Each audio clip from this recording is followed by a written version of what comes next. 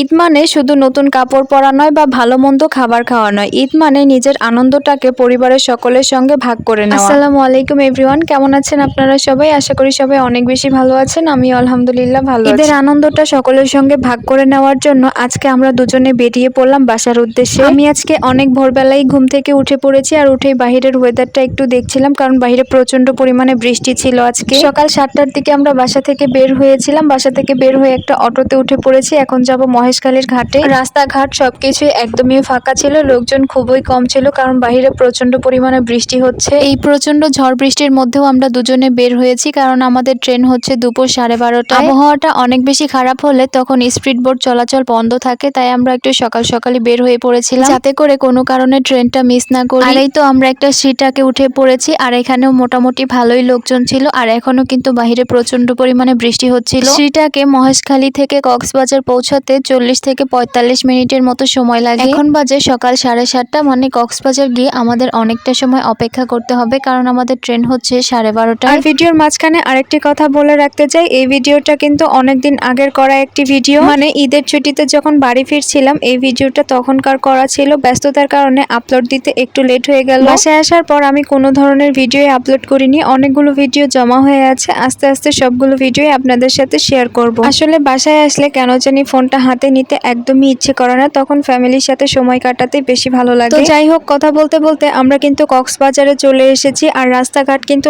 এখনো ভিজে আছে, প্রচুর পরিমাণে বৃষ্টি হয়েছে। এরপর আমরা একটা অটো নিয়ে কক্সবাজার মেন শহরের ভেতরে এসেছি। এখানে কিছুক্ষণ ওয়েট করতে হবে, কারণ আমাদের এখানে টুকিটাকি কিছু কাজ আছে সেই জন্য। আর এখন যেহেতু অনেকটাই সকাল, চারিপাশে দোকানপাট সেইভাবে এখনো খোলেনি। এরপর আমাদের কাজটা শেষ করে আমরা আরেকটা অটো নিয়ে সরাসরি চলে এসেছি কক্সবাজার রেল স্টেশনে। এই রেল স্টেশনটা আমার কাছে অনেক বেশি ভালো লাগে, আর আজকে তো আরো বেশি ভালো লাগছিল, কারণ সকাল থেকে প্রচন্ড পরিমাণে বৃষ্টি হয়েছে। আর বৃষ্টি থেমে যাওয়ার পর চারিপাশে একটু ভেজা ভেজা রয়েছে, দেখতে অনেক বেশি সুন্দর লাগছিল পরিবেশটা। বৃষ্টি যেমন ভালো লাগে, বৃষ্টি থেমে যাওয়ার পর চারিপাশটা আরো বেশি ভালো লাগে আমার কাছে। আর এই তো ফাইনালি আমরা স্টেশনে চলে এসেছি, এখন শুধু ট্রেন আসার অপেক্ষা। এরপর আমরা দুইজন একটা জায়গায় বসেছিলাম, আর আমি বাসা থেকে খাবার রান্না করে নিয়ে এসেছি, আর আপনাদের ভাইয়া সেটাই খাচ্ছিল, কারণ তার নাকি অনেক বেশি খিদে পেয়েছিল, তাই সে এখনই খাবারটা খেয়ে নিয়েছিল। আর খিদে পাওয়াটাই স্বাভাবিক, যেহেতু অনেক সকাল সকাল বাসা থেকে বের হয়েছি আমরা, সেভাবে বাসায় নাস্তা করা হয়নি, তাই সে এখনই খাবারটা খেয়ে নিচ্ছিল। এরপর অনেকক্ষণ ওয়েট করার পর ফাইনালি আমাদের ট্রেনটা চলে আসে, আর আমরা ট্রেনে উঠে পড়ি। বাকি সবার ঈদের ব্লগ, ঈদের পরের দিনের ব্লগ, বাকি সব ব্লগই আপলোড করা হয়ে গিয়েছে, আর আমার এখনো ঈদের বাসায় যাওয়ার ব্লগটাই আপলোড করা হয়নি। আমি সবসময় এরকম একটু লেট করে থাকি, কারণ আমি চাই না আমার ফ্যামিলির সাথে কাটানো সময়টুকুতে অন্য কিছু করে নষ্ট করতে, কারণ আমার কাছে সবচেয়ে আগে হচ্ছে আমার ফ্যামিলি, তারপরে বাকি সবকিছু। তাই অন্য সবকিছুর থেকে আমার কাছে সবচেয়ে দামি হচ্ছে আমার ফ্যামিলি। তো কথা বলতে বলতে আমাদের ট্রেনটা কিন্তু অলরেডি ছেড়েও দিয়েছে, আর চারিপাশে শুধু পানি আর পানি, কারণ এই কয়েকদিন ধরে প্রচুর পরিমাণে বৃষ্টি হয়েছে। আমার মনে হয় পুরো কক্সবাজারই পানি দিয়ে ভরে গিয়েছে। আর এই যে এত পানি দেখতে পাচ্ছেন, এগুলো কিন্তু সবই বৃষ্টির পানি। এরপর আমি বাসা থেকে নুডলস রান্না করে নিয়ে গিয়েছিলাম, ট্রেনের মধ্যে আমি সেটাই খাচ্ছিলাম। আর দুঃখজনক বিষয় হলো, নুডলস রান্না করেছি বাট চামচ নিতে একদমই মনে ছিল না, তাই নুডলসটা হাত দিয়েই খেতে হচ্ছিল। এরপর মাঝ রাস্তায় যাওয়ার পর আমাদের ট্রেনটা হঠাৎ করেই দাঁড়িয়ে পড়ে, আর দেখি কিছুক্ষণের মধ্যে পাশ দিয়ে আরেকটা ট্রেন যাচ্ছিল, এই জন্যই হয়তো আমাদের ট্রেনটা দাঁড়িয়েছিল। এরপর আমরা চলে এসেছি চট্টগ্রাম রেল স্টেশনে। এরপর আমাদের ট্রেনটা এখানে কিছুক্ষণের জন্য ব্রেক দিয়েছিল। এরপর আর কোনো ভিডিওই করা হয়নি। নেক্সট ভিডিওতে অন্য কিছু শেয়ার করব। আজকে এই পর্যন্ত, সবাই ভালো থাকবেন, সুস্থ থাকবেন, সবাইকে আল্লাহ হাফেজ, আসসালামু আলাইকুম।